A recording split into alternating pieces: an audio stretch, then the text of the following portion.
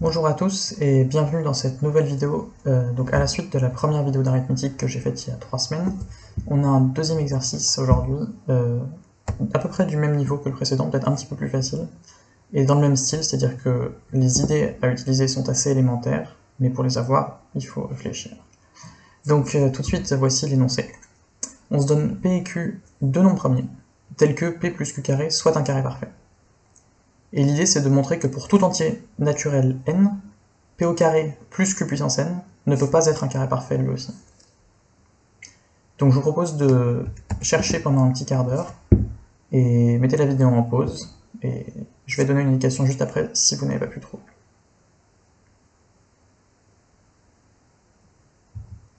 Et donc tout de suite, voici une petite indication. Donc la première idée c'est que, puisque P plus Q carré est un carré parfait, on va pouvoir écrire P plus Q carré égale A carré, et ensuite on va essayer d'exprimer P en fonction de Q. Et la deuxième chose à faire, ça va être d'essayer de distinguer des cas en fonction de la parité de Q, en se rappelant évidemment que Q est un nombre premier. Voilà, je vous laisse chercher encore un quart d'heure de plus, vous pouvez remettre la vidéo en pause.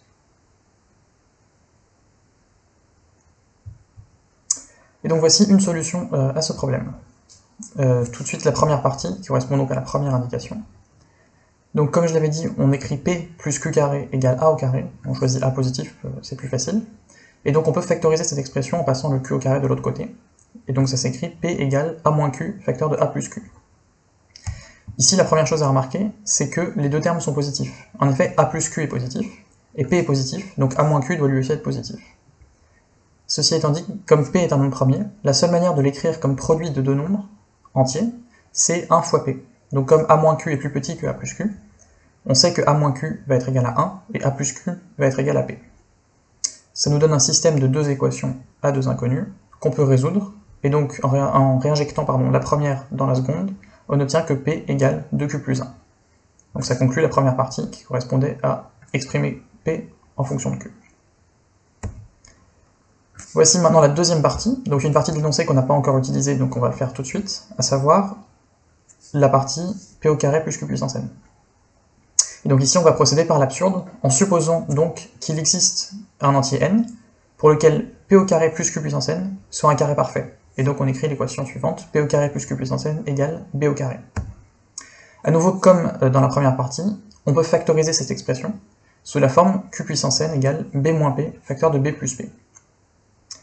Et donc ici, une idée très fréquente et très générale dans ce type d'exercice, ça va être de considérer le PGCD de B moins P et B plus P. Et en fait, c'est une idée assez naturelle, puisque d'un côté, on a un Q puissance n, qui est un produit d'un truc qu'on maîtrise bien, puisque Q est un nombre premier.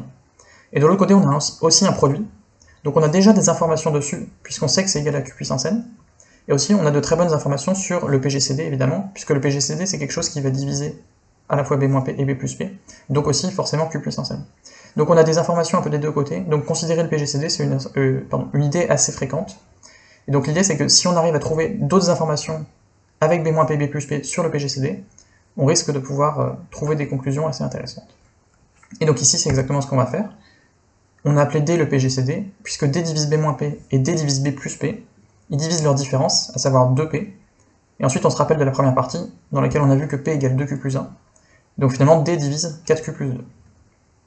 Et donc là on a fait exactement ce que je disais, à savoir trouver une nouvelle information sur ce PGCD, qu'on va pouvoir mettre en relation avec ce qu'on savait déjà, à savoir que D est forcément soit 1, soit une puissance de Q, enfin en tous les cas une puissance de Q. Et ça c'est parce que D il divise Q puissance n. Et donc ici, B moins P et B plus P c'est tous les deux des diviseurs d'une puissance de Q, donc c'est tous les deux des puissances de Q, comme je le disais. Et donc le PGCD il vaut soit 1, soit une puissance de Q. S'il vaut 1, c'est que soit B moins P, soit B plus P vaut 1.